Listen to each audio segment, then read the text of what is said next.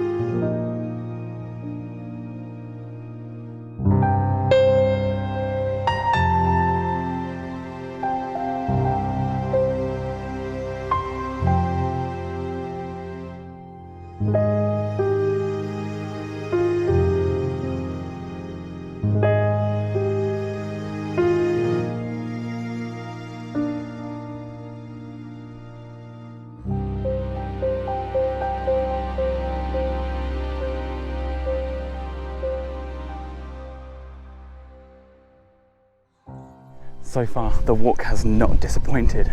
As I cross the fields just up there behind me, I had some wonderful views down to Parkhouse Hill and Crome Hill. And now I'm in this little place called Daldale. And it is just a little road up the bottom of this gorgeous, like gorge. It reminds me of Winnat's Pass with the limestone sort of pinnacles coming up at the sides. It's really amazing.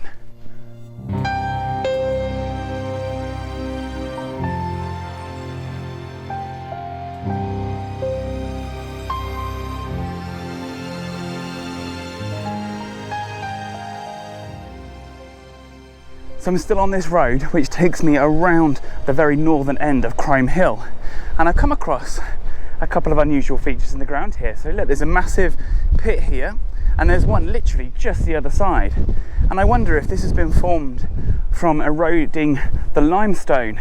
So underneath all of this grass is going to be a bed of limestone, and then over thousands of years it gets slowly eroded by a watercourse, and then it can't support the weight of the ground above it, so it collapses down into these little pits, or big pits. That one's quite deep, probably about 8 meters.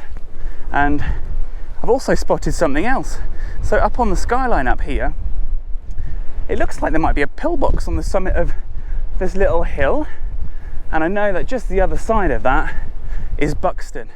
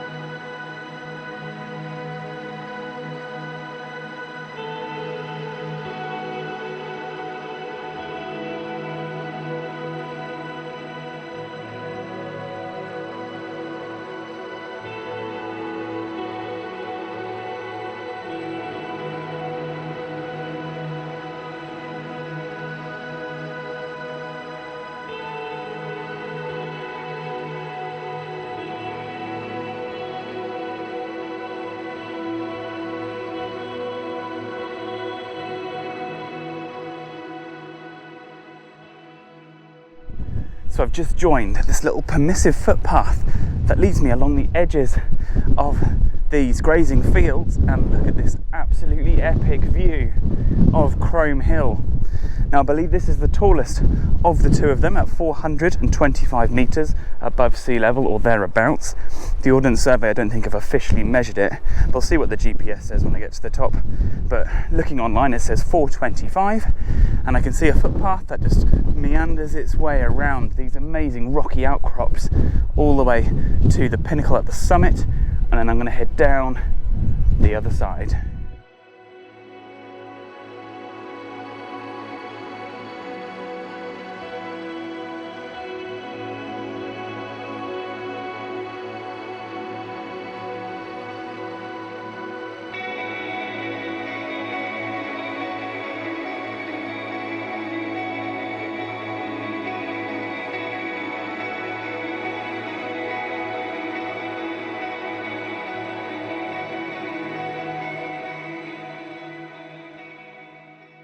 So I'm on the main ridge, and as you can probably hear, the wind has really picked up, but I've got a wonderful view up to the summit. Hopefully you can see it over here somewhere.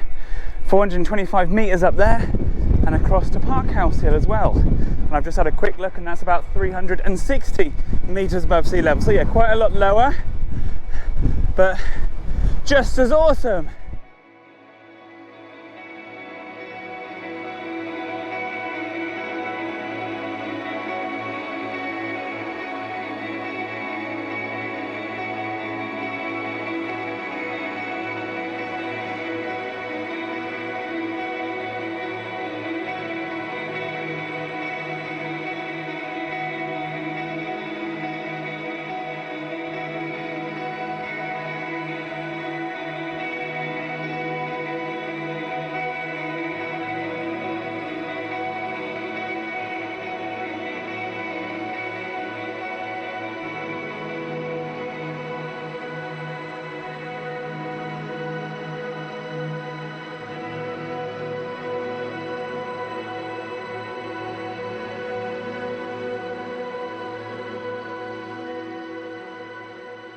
So here I am now on the summit of Crome Hill, and there's this lovely bit of exposed limestone, like a little white beacon on the top.